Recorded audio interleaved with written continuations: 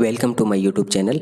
तो आज जो है वो यहाँ पे रिजर्व बैंक ऑफ इंडिया के अंदर आरबीआई के अंदर जो है वो रिक्रूटमेंट आई हुई है। तो डिटेल में देखेंगे कि कौन से पोस्ट पे यहाँ पे रिक्रूटमेंट आई हुई है एंड किस तरह से आपको यहाँ पे जो है वो अप्लाई करना है। तो यहाँ पे सबसे पहले तो आप देख सकते हो कि reserve bank of India service board जो है वहाँ पे ये रिक्रूटमेंट आई हुई है। एंड यहाँ पे जो रिक्रूटमेंट है वो direct recruitment for the post of the officers in grade B, जिसमें डायरेक्ट रिक्रूट डीआर जिसको बोलते हैं। एंड ये जो है वो प्रोबेशन जो नॉर्मली प्रोबेशन बेस पे जो है वो होगा इनिशियली 2 साल तक। नॉर्मली कहीं पे भी परमानेंट के अंदर 2 साल तक जो है वो आपको प्रोबेशन के ऊपर काम करना होता है एंड उसके बाद जो है आप लोगों को परमानेंट का जो है वो ऑर्डर दिया जाता है। तो यहाँ पे भी वो उन्होंने डायरेक्टली इसी के अंदर मेंशन कर दिया है कि जो आपका रिक्रूटमेंट है वो डायरेक्ट रिक्रूटमेंट है एंड प्रोबेशन जो है उसके ऊपर आपका जो है वो रिक्रूटमेंट होगा। यहाँ पे जो पोस्ट है वो ऑफिसर्स की ग्रेड बी के ऊपर एक तो आपका जनरल पोस्ट रहेगी। यहीं पे नीचे आप देखोगे तो यहाँ पे ऑफिसर्स इन ग्रेड बी, जहाँ पे direct recruitment and general cadre जो है उसके अंदर रिक्रूटमेंट रहेगी। सबसे ज़्यादा जो सीट है वो इसी के अंदर है। आपका जो जनरल कैडर है उसके अंदर 83 आपको टोटल जो है वो पोस्ट यहाँ पे देखने को मिल रही है। उसके बाद officers in the grade B direct recruitment DEPR, यानी कि आपका ये department of economics and policy research जो होता है उस कैडर के अंदर आप देखोगे तो 17 जो है वो रिक्रूटमेंट आपको देखने को मिलता है।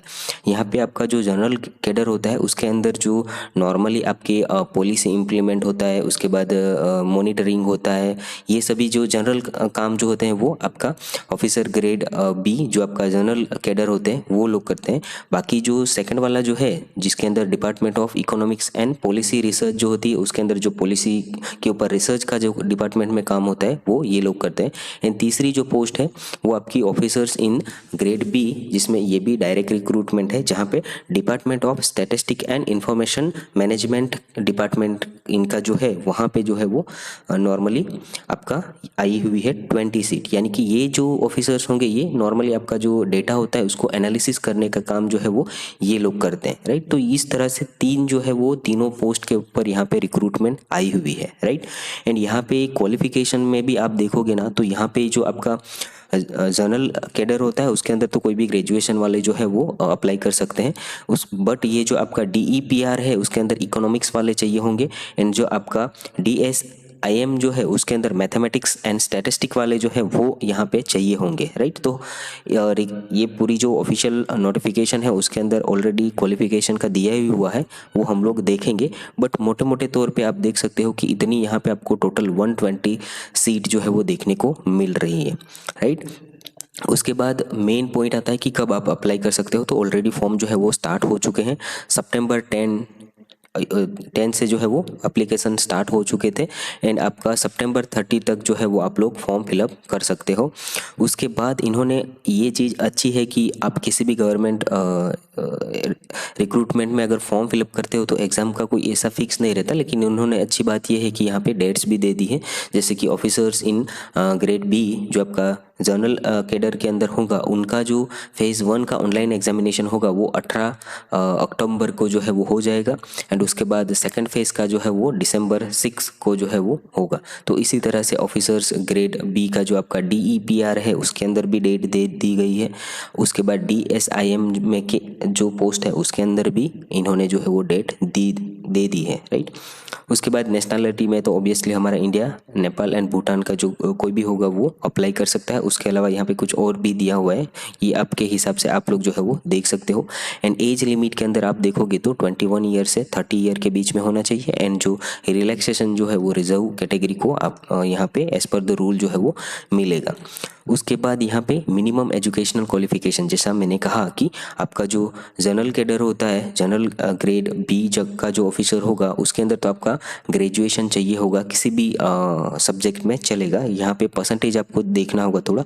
अगर जनरल कैटेगरी के कैंडिडेट है तो वहाँ पे आपको 60% चाहिए होंगे, अदरवाइज 10% का रिलैक्सेशन जो है वो रिजर्व कैटेगरी को यहाँ पे इन्होंने दिया हुआ है। उसके अलावा भी कुछ यहाँ पे कंडीशन दी हुई है। तो आपकी कंडीशन एंड जो आपकी क्वालिफिकेशन है उस हिसाब से जो है वो आप लोग यहाँ पे देख सकते हो। एंड जैसा कि कहा मैंने कि DEPR के अंदर आप देखोगे तो यहाँ पे MA या फिर MSc जो है वो इकोनॉमिक के अंदर आपका चाहिए होगा, जहाँ पे आपका क्वांटिटेटिव इकोनॉमिक्स या फिर मैथमेटिक्स इकोनॉमिक्स, अप्लाइड इकोनॉमिक्स, उसके बाद बहुत सारे फाइनेंशियल इकोनॉमिक्स, इकोनोमेट्रिक जो है उसके अंदर, राइट। तो बहुत सारे यहाँ पे सब्जेक्ट जो है वो दिए हुए हैं, तो आपके हिसाब से आप लोग यहाँ पे देख सकते हो।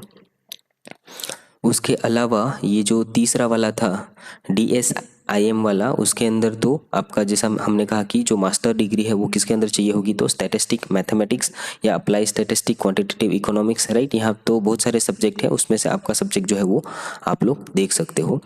उसके अलावा यहाँ पे आपको दूसरा नंबर ऑफ अटेम्प्ट्स का थोड़ा ध्यान में रखना है। अगर जनरल कैटेगरी है तो वहाँ पे 6 बार ये एग्ज़ाम दे सकते हैं, उसके बाद जो है वो नहीं, अगर उन्होंने ऑलरेडी 6 बार दिया है एग्ज़ाम तो वो लोग फिर से 7वीं बार नहीं दे सकते।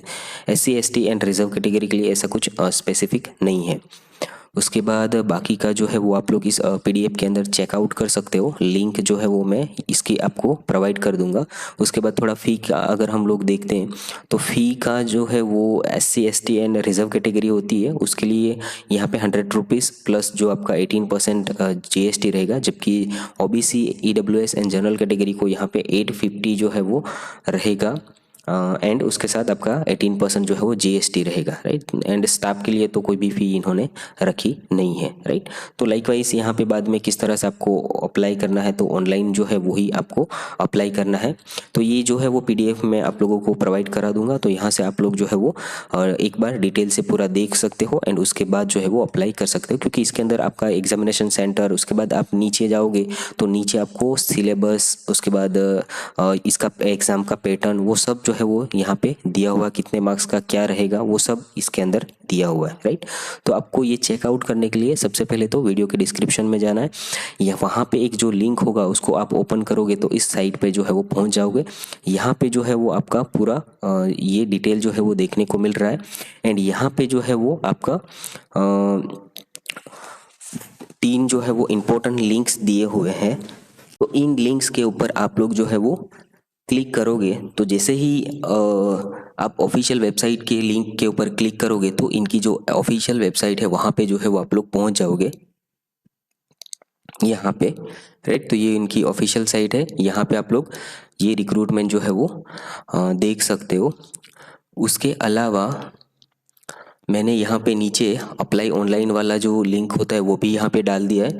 तो अप्लाई ऑनलाइन पे अगर आप लोग क्लिक करते हो तो डायरेक्ट इनके जहाँ से आप लोगों को ऑनलाइन फॉर्म फिलअप करना है वहाँ पे पहुँच जाओगे, एंड डाउनलोड ऑफिशियल नोटिफिकेशन के ऊपर क्लिक करोगे तो नॉर्मली आप लोग यहाँ पे जो है वो मीन्स कि जो आपकी ये ऑफिशियल नोटिफिकेशन जो है वो आपकी यहाँ पे ओपन हो जाएगी, राइट। तो ये पूरा डिटेल चेक करने के बाद जो है वो आप लोग यहाँ पे अप्लाई कर सकते हो। काफ़ी अच्छी जो है वो पोस्ट है यहाँ पे, एंड अगर आप लोग गवर्नमेंट की एग्ज़ाम की प्रिपरेशन कर रहे हो तो आपको डेफिनेटली यहाँ पे जो है वो अप्लाई करना चाहिए, क्योंकि ग्रेड B की एंड जो है वो आपका RBI के अंदर आपको जो है वो काम करने का मौका मिलेगा, राइट।